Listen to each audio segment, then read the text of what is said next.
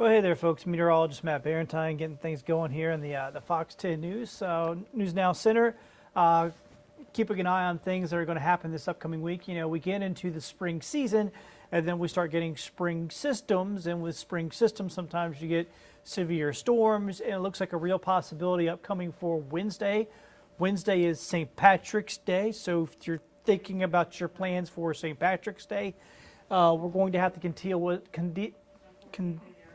deal with some weather, contend with some weather. I was putting contend and deal together. I guess you have to do contend and deal with it.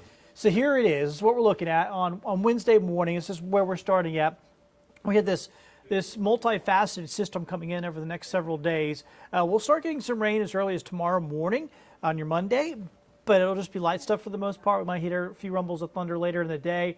Tuesday we'll have some thunderstorms around, maybe a few some scattered storms. But it's Wednesday is the day that's going to be the highlight day of the upcoming week, possibly into Thursday as well. So let's go ahead and check things out here. If I can get this, of course, my button's not going to work, so I'm going to have to do this manually. All right, so I'll just do the thing manually. All right, so fast forwarding here on Wednesday to about 2 in the afternoon, you can start to see some of the storms starting to pick on up. See some darker greens and some yellows in here. You also see strong southerly winds. That's going to be part of the deal here. It's going to be warm, so that'll help create instability. That's kind of like the bubbling of the pot, right? You put a pot and it starts bubbling on the stove. That's kind of what instability is in the atmosphere. The atmosphere bubbles and pockets of warm air rise. And then there's also what we call wind shear, just created by strong winds, sometimes going in different directions, sometimes at different speeds at different levels. Don't think about it too much. It's basically just like turbulence. Think of like airplane. You fly through turbulence and things start getting real bouncy. Same kind of deal. It's turbulence in the atmosphere, creates spins in the atmosphere. So you got instability, you got a lot of spinning in the atmosphere, got ingredients for severe weather, typical of what can happen in the springtime. All right, but keep fast forwarding this. Going into 6 o'clock, still see a number of showers and storms around. I think if we're going to get some severe weather, this is going to start to get to the point where that could happen. And later in the afternoon, going into the evening, looks like to be the best time for that possibility. There's 9 o'clock on Wednesday, still dealing with a number of storms around. I'm going to keep fast forwarding this. I have to kind of do this manually for some reason. One of my keypad not working, my keyboard. All right, so here's 3 a.m. Thursday morning. So still dealing with. So this might be an event that carries late into the overnight hours. Gotta love those. I mean, I hate dealing with these kind that happen during the overnight hours, but you know, we're still talking several days out with a severe possibility system. This can change by a number of hours, so don't get too locked in on the time. Say, oh, right at 3 in the morning, that's when the storm line's going to come through. Don't get too focused on that at this point. The models are not that good. They can't pinpoint it this far out to that kind of precision.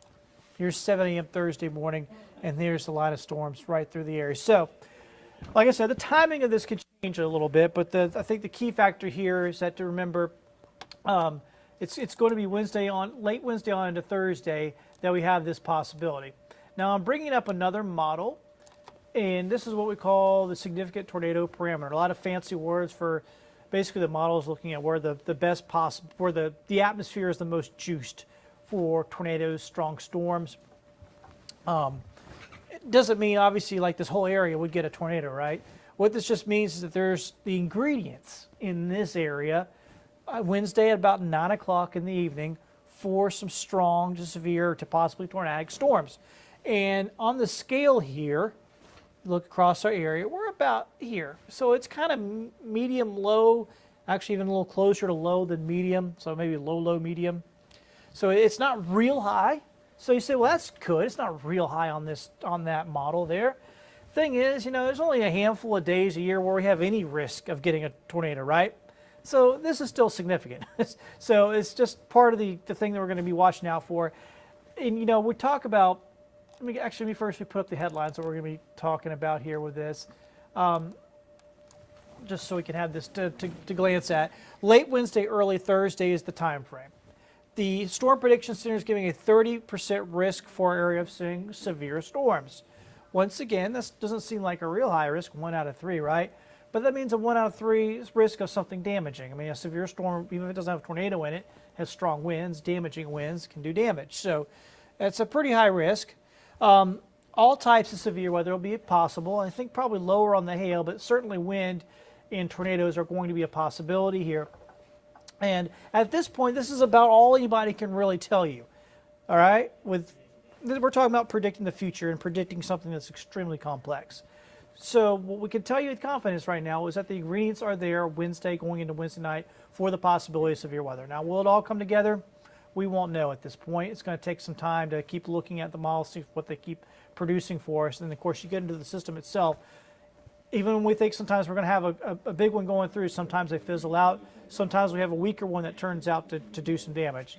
So the main point here is to just keep following along, stay tuned to Fox 10 News here throughout the week, and especially on Wednesday itself, stay weather aware, make sure you can get alerts and all that good stuff if we do start getting severe weather, particularly if it's at night. You only need a way to be woken up. I know it's a pain, but you need a way to be woken up. And of course, a lot of us have you get that alert on your phones now, which is really helpful. I know it can be annoying at times, but they only set it off for a reason. So just keep that in mind, and just pay attention on Wednesday. Once again, it's not uncommon to have this happen to us in spring, but there are a few days a year where we need to just pay a little bit more attention and be weather aware to make sure we're ready to deal with some severe weather.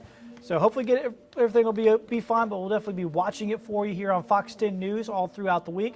Myself, Michael White, Jason Smith, and Jennifer Lambers will be keeping close track of this for you. And of course, if we are getting severe weather Wednesday night, we'll be riding right along with you, so you can keep it tuned right here to Fox 10. What time is it now? 8:12. All right, so we'll be on coming up at 9 o'clock here this evening. I'll have more information on what we're expecting. Of course, your forecast for your Monday, looking at that as well, Tuesday and the rest of the week, not just looking at Wednesday.